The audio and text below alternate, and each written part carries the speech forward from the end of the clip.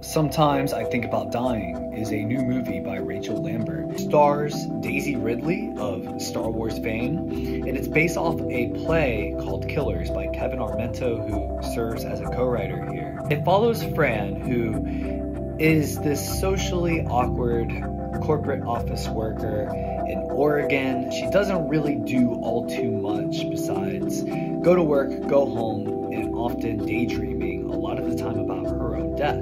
I find this to be a good adaptation of a play, mainly because I don't really know how this would have been pulled off on stage. This is such a visually driven movie. There's a lot of sequences of Fran in the woods and these very grim visions of her dead. And I want to credit just like how good some of these visuals are.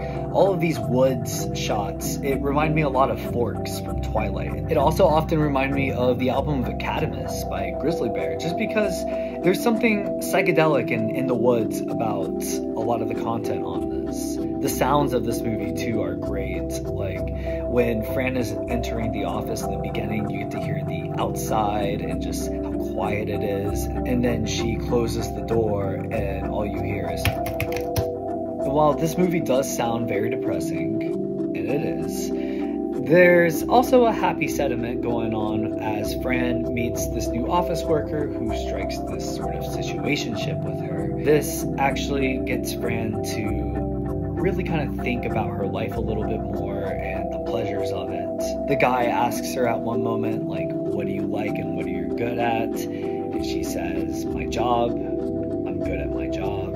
It's a little hard to watch sometimes just because Fran is so young and fresh-faced. Obviously, Daisy Ridley's playing her, who, by the way, she is totally fit to be an indie darling. It reminds me so much of like Daniel Radcliffe when he was trying to break out of his Harry Potter role. The character of Fran is so muted. I think there's really only a handful of lines that Daisy gives throughout this whole movie. But I like her in the role. I think that she has a perfect face and a perfect kind of bland disposition for this character. And while I didn't really find this movie funny, I could also credit somebody like Mike Judge with his office humor as a inspiration. I do think a movie like this could feel pretty accurate for a lot of people like around my age frame or Daisy Ridley's age frame who do go through life in a very small town and really have no aspirations of what else to do or who else to meet. And while there is this sense of hope slowly peering in throughout the movie,